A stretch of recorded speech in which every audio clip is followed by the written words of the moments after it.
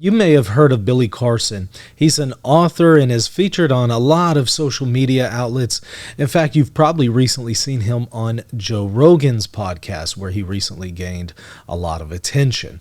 So I want to take a look at one of his videos where he attempts to critique Christianity and talk about issues related to the Bible and its authorship. So let's go ahead and dive in. Who wrote the Bible? I've never gotten the right answer since I've asked that question. Well, it's important to ask the right people, not just randoms on the internet, which is what he does. So you would actually want to consult scholars in this field who are experts in textual transmission of scripture, rather than, again, just randos on the internet. Every time I ask them face to face, they don't have no idea. They start telling me the apostles' names, Judas and John and all these. No, they wrote nothing. Those men were illiterate, man. They couldn't even read or write. That's not accurate. I mean, for example, you have Matthew, who wrote the Gospel of Matthew. He was a tax collector, so he could both read and write. That was part of his job description. So this is ridiculous. Of course, also Paul could read and write.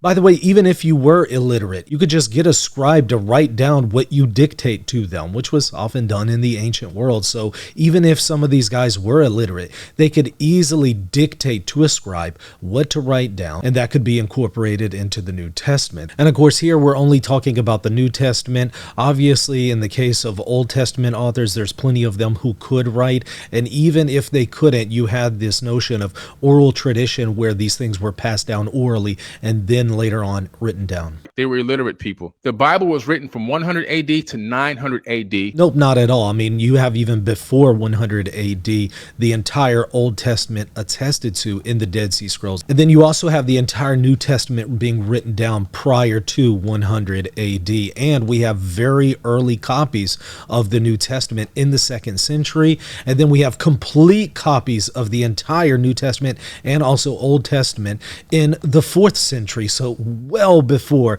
the 900s. You got to think the Bible was written by many different authors on multiple continents over a period of probably 2,000 years, way before 100 AD. This is just absolutely ridiculous. By Phoenicians, followers of Hermes. You mean the Phoenicians? And no, they had absolutely nothing to do with this. By the way, the Phoenician civilization ended 300 years before the time of Jesus. This is just he's not presenting a coherent theory. It just sounds educated, and he's presenting it in a very confident manner. And for people who don't know their left from their right, this probably sounds like it's accurate, but it's not. Thoth, the Atlantean priest king. That's who wrote the Bible. And they didn't write a Bible. What they did was they started copying ancient texts from all over the world, remnants of the Library of Alexandria, copying these ancient texts onto different parchment papers and stuffing them inside of vases and jars inside of caves. And the evidence for this is what? I mean, I could say ancient aliens wrote the Bible, but it doesn't really mean anything if I don't have any kind of evidence to support it. Over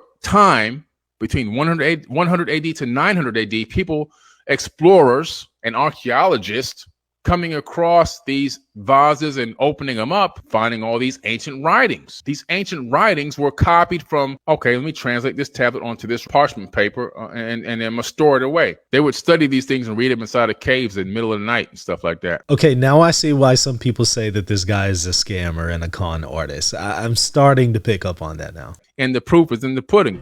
You can go back and you can find those same exact quotes and statements and words out of the ancient text. It comes right from there. Some of it copied word for word directly onto these parchment papers. The vast majority of the Bible you can't find in other kind of sources word for word. You might have some themes here and there that a biblical author drew from, but nothing word for word like that. Then later, people who discovered these things, eventually they came together, brought them all together and said, hey, let's make a canonized book out of this. But according to Billy's theory, this canonization process had to have occurred after 900 AD. And yet we know the canonization process occurred around the 4th century, as early as the Council of Rome in 382, and then subsequent to that, one in Carthage and one in Hippo. And that's when the Council of Nicaea got together and they started going through and curating what they would put into this canonized Bible? Incorrect. The Council of Nicaea had absolutely nothing to do with the canonization of Scripture. If you read its decrees and you read its canons, you can clearly see it had nothing to do with the canonization of the Bible. The Council of Nicaea is in the year 325, which is way before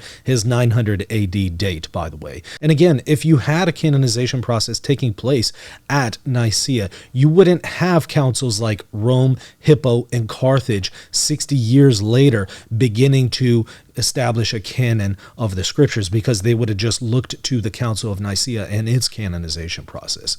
This is just another one of those myths that people continue to spread. Basically, they take any kind of conspiracy theory that you can imagine and they try to pin it on the Council of Nicaea and Constantine. So I'm convinced what Billy is doing is he's knowingly making stuff up, but he knows that the average person doesn't know any better, and they may have heard of the Council of Nicaea or something like that, or the Phoenicians, and so when he says these things, it sounds like it makes sense.